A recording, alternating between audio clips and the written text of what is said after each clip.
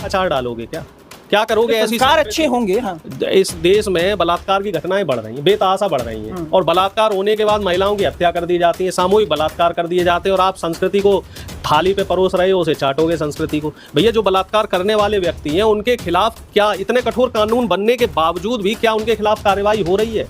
क्यों बलात्कार की घटनाएं आए दिन बढ़ रही हैं, और पिछले 11 साल में ज़्यादा बढ़ गई?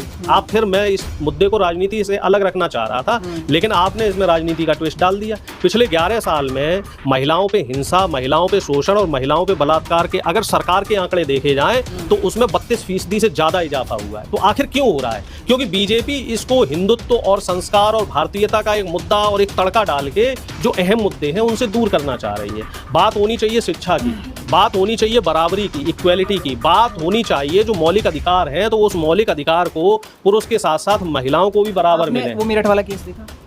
कौन सा? नीला ड्रम वाला। अब इस तरह के केस तो हो रहे हैं समाज में, ये पहले नहीं होते थे इस तरह के। अगर चलो एक नीले ड्रम का एक महिला वाला केस आ गया तो ऐसे 1000 केस मैं आपको पुलिस वाले के दिखा सकता हूँ, बोरियों में भर के और क्या कहते हैं अटैचियों में भर के महिलाओं की डेड बॉडी। आप अखबार उठा के देखो, दैनिक जागरण से लेकर टाइम्स ऑफ इंडिया, कम से कम डेली 10 खबरें किसी कोने में आपको दिख जाएंगी कि ब्रूटली किसी लड़की के साथ बलात्कार किया गया और उसको मार दिया गया, रहस्यमयी परिस्थितियों में मार दिया गया।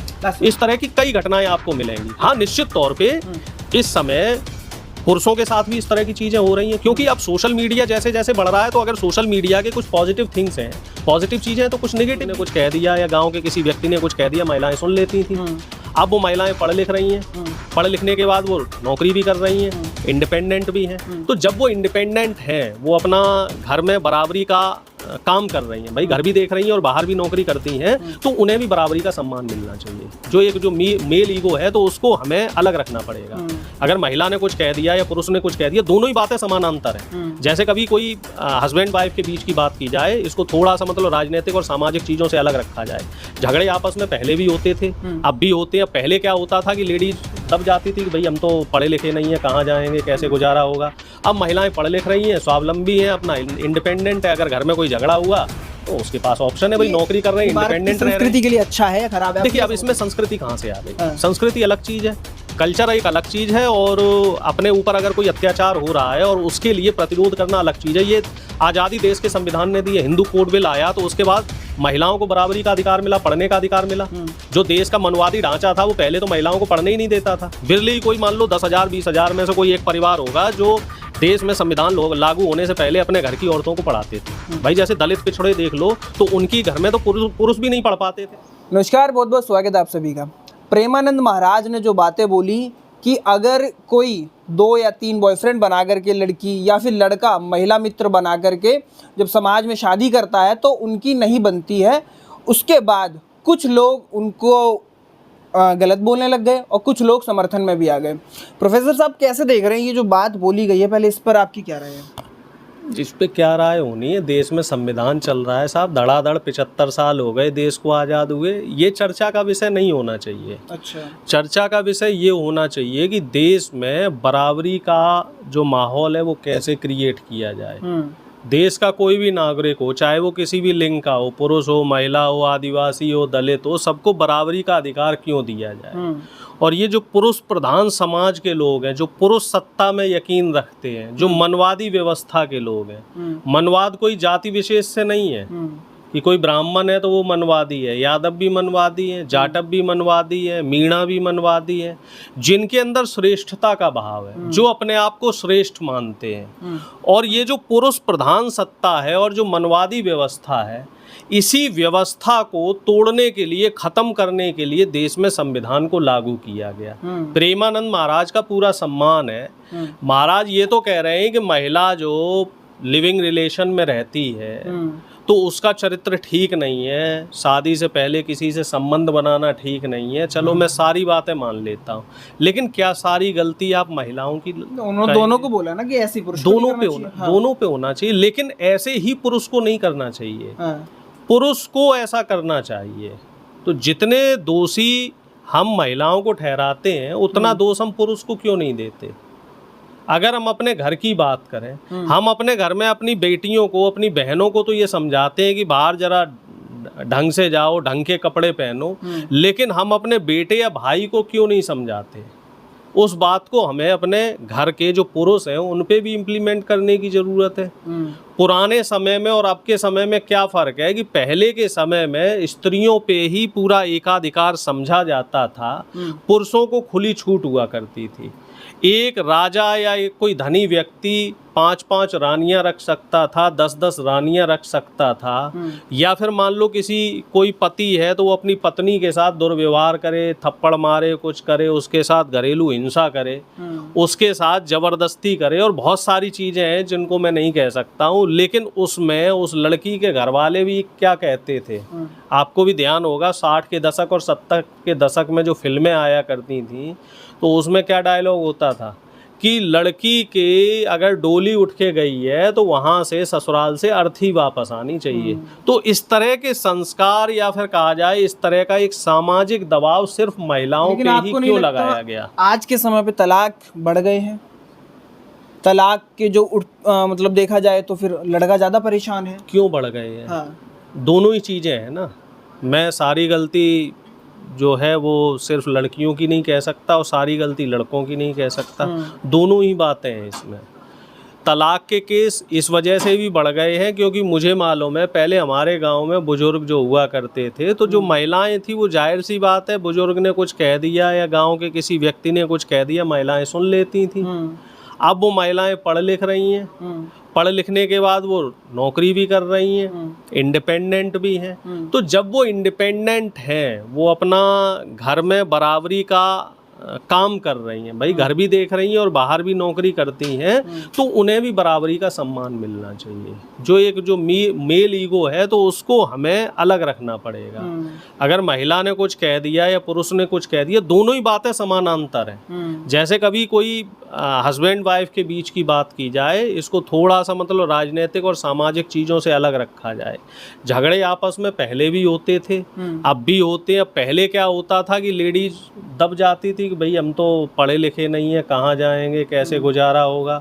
अब महिलाएं पढ़ लिख रही हैं, स्वावलंबी हैं, अपना इंडिपेंडेंट है। अगर घर में कोई झगड़ा हुआ तो उसके पास ऑप्शन है, भाई नौकरी कर रहे हैं, इंडिपेंडेंट रह रहे हैं। संस्कृति के लिए अच्छा है या खराब है? देखिए अब इसमें संस्कृति कहाँ से आ गई? संस्कृति अलग चीज़ है, कल्चर एक अलग चीज़ है, और अपने ऊपर अगर कोई अत्याचार हो रहा है और उसके लिए प्रतिरोध करना अलग चीज़ है। ये आज़ादी देश के संविधान ने दी है, हिंदू कोड बिल आया तो उसके बाद महिलाओं को बराबरी का अधिकार मिला, पढ़ने का अधिकार मिला। जो देश का मनवादी ढांचा था वो पहले तो महिलाओं को पढ़ने ही नहीं देता था। विरले ही कोई मान लो 10,000 20,000 में से कोई एक परिवार होगा जो देश में संविधान लागू होने से पहले अपने घर की औरतों को पढ़ाते थे। भाई जैसे दलित पिछड़े देख लो तो उनकी घर में तो पुरुष भी नहीं पढ़ पाते थे, तो महिलाओं के तो पढ़ने की बात ही छोड़ दो। बल्कि जो सो कॉल्ड एलीट क्लास था उसमें भी बहुत कम था, ये रेशियो बहुत कम था पढ़ने आप का। तो क्लियर ही नहीं कर रहे। नहीं तो आप मेरे मुंह से क्या सुनना चाह रहे हैं? आप क्या सुनना चाह रहे हैं कि प्रेमानंद महाराज जी ने जो बात कही वो अक्षरतया सत्य है? स्त्रियां आज के समय में चरित्रहीन हो रही हैं, समाज का नाश हो रहा है, हिंदू सभ्यता खतरे में पड़ रही है, आप ये सब मेरे से सुनना चाह रहे हैं? नहीं, आप दोनों बात करिए ना। देखिए तलाक भी एक आज के समय पे इतने ज्यादा हो रहे हैं और कैसे एलिगेशन आ रहे हैं, वजह भी समझिए ना क्यों हो रहे हैं। तलाक होने के पीछे की वजह भी तो जाइए। क्योंकि कहीं ना कहीं संस्कृति को नहीं निभाया जा रहा है। उन्होंने संस्कृति का अचार डालोगे क्या करोगे? ऐसी संस्कार अच्छे होंगे। इस देश में बलात्कार की घटनाएं बढ़ रही हैं, बेतहाशा बढ़ रही हैं, और बलात्कार होने के बाद महिलाओं की हत्या कर दी जाती है, सामूहिक बलात्कार कर दिए जाते हैं, और आप संस्कृति को थाली पे परोस रहे हो, उसे चाटोगे संस्कृति को। भैया जो बलात्कार करने वाले व्यक्ति हैं उनके खिलाफ क्या इतने कठोर कानून बनने के बावजूद भी क्या उनके खिलाफ कार्रवाई हो रही है? क्यों बलात्कार की घटनाएं आए दिन बढ़ रही हैं और पिछले 11 साल में ज़्यादा बढ़ गई? मैं इस मुद्दे को राजनीति से अलग रखना चाह रहा था, लेकिन आपने इसमें राजनीति का ट्विस्ट डाल दिया। पिछले 11 साल में महिलाओं पे हिंसा, महिलाओं पे शोषण और महिलाओं पे बलात्कार के अगर सरकार के आंकड़े देखे जाएं तो उसमें 32% से ज़्यादा इजाफा हुआ है। तो आखिर क्यों हो रहा है? क्योंकि बीजेपी इसको हिंदुत्व और संस्कार और भारतीयता का एक मुद्दा और एक तड़का डाल के जो अहम मुद्दे हैं उनसे दूर करना चाह रही है। बात होनी चाहिए शिक्षा की, बात होनी चाहिए बराबरी की, इक्वेलिटी की बात होनी चाहिए। जो मौलिक अधिकार हैं तो उस मौलिक अधिकार को पुरुष के साथ साथ महिलाओं को भी बराबर आपने मिले। वो मेरठ वाला केस देखा, कौन सा केस? नीला ड्रम वाला। अब इस तरह के केस तो हो रहे हैं समाज में, ये पहले नहीं होते थे इस तरह के। अगर चलो एक नीले ड्रम का एक महिला वाला केस आ गया तो ऐसे 1000 केस मैं आपको पुलिस वाले के दिखा सकता हूँ, बोरियों में भर के और क्या कहते हैं अटैचियों में भर के महिलाओं की डेड बॉडी। आप अखबार उठा के देखो, दैनिक जागरण से लेके टाइम्स ऑफ इंडिया, कम से कम डेली 10 खबरें किसी कोने में आपको दिख जाएंगी कि ब्रूटली किसी लड़की के साथ बलात्कार किया गया और उसको मार दिया गया, रहस्यमयी परिस्थितियों में मार दिया गया। इस तरह की कई घटनाएं आपको मिलेंगी। हाँ, निश्चित तौर पे इस समय पुरुषों के साथ भी इस तरह की चीज़ें हो रही हैं, क्योंकि अब सोशल मीडिया जैसे जैसे बढ़ रहा है तो अगर सोशल मीडिया के कुछ पॉजिटिव थिंग्स हैं, पॉजिटिव चीज़ें हैं, तो कुछ नेगेटिव भी हैं। और 10% तो अगर कोई जैसे दुरुपयोग होता है किसी भी रूल का, किसी भी नियम का हमारे देश में, तो दुरुपयोग करने वाले दोनों ही समाज के लोग होते हैं। पुरुष भी दुरुपयोग करते हैं, तो अब चूंकि महिलाएं पढ़ रही हैं, अवेयर हो रही हैं, घर से बाहर जा रही हैं, तो वो भी दुरुपयोग कर रही थी। भाई पहले तो महिलाएं घर से बाहर ही नहीं निकल पाती थी। अगर किसी के पास घर से बाहर निकलने की आज़ादी ही नहीं थी तो फिर आप क्या उम्मीद कर सकते हैं। ऐसे मान लो कि घर में एक गाय या भैंस बंधी हुई है खूंटे से, अब वो क्या करेगी? वो किसकी हत्या करेगी, किसके साथ हिंसा करेगी? वो तो खूंटे से बंधी है। तो पहले हमारे घर की महिलाएं क्या थी, वो एक खूंटे से बंधी हुई थी, पल्लू लगा हुआ था इतना नीचा, सुबह रोटी बना दो, दिन में रोटी बना दो, शाम को रोटी बना दो, घर का चूल्हा चौका, गाय भैंस मवेशी, बच्चों को पढ़ाना लिखाना, उसी में उसकी ज़िंदगी ख़त्म हो गई।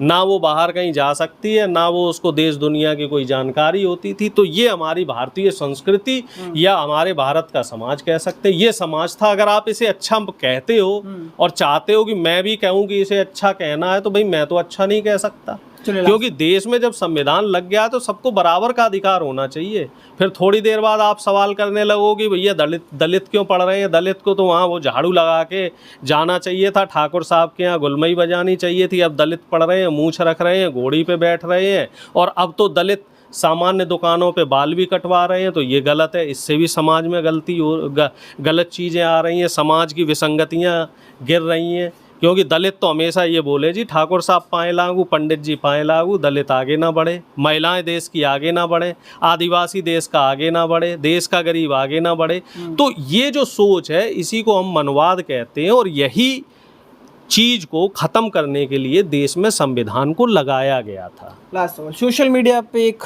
टर्म चल रही है टेस्ट ड्राइव, कि आजकल पहले टेस्ट ड्राइव होती है, उसके बाद शादियां होती हैं, उसके बाद कुछ और। ये क्या मतलब क्या चल रहा है? देखिए, मैं इस पे कमेंट नहीं कर सकता, क्योंकि मैं इस तरह की चीज़ों में विश्वास नहीं रखता हूँ।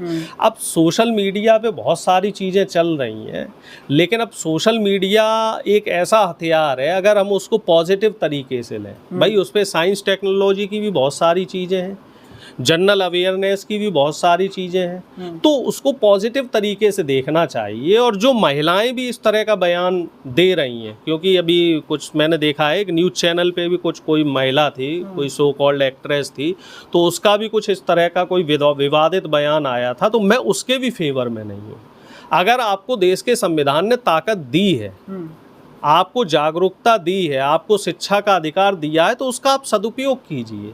आप अगर इस तरह से समाज में वल्गैरिटी फैलाएंगे तो उससे कहीं ना कहीं जो पुरुष प्रधान सत्ता के लोग हैं उनको बल मिलेगा, आप उनको प्रोवोक करेंगे, आप उनको बढ़ावा देंगे। तो समाज में सकारात्मक सोच के साथ आगे बढ़ना होगा। समाज में जो हमारी आने वाली पीढ़ी है, तो हमें ये कोशिश करनी चाहिए कि उस सोशल मीडिया को, उस देश के संविधान की ताकत को हम पॉजिटिव डायरेक्शन में ले जाएं, जिससे हमारे देश का भला हो सके, जिससे हमारी जो आने वाली पीढ़ी है उसका भला हो सके। अगर हम इन सब चीज़ों में फंसे रहेंगे तो देश तरक्की नहीं कर पाएगा, और हम लोग ऐसी जो बड़ी बड़ी अर्थशक्तियाँ हैं, चीन जैसे देश हैं, रूस जैसे, अमेरिका जैसे, तो उनके आर्थिक गुलाम बने रहेंगे।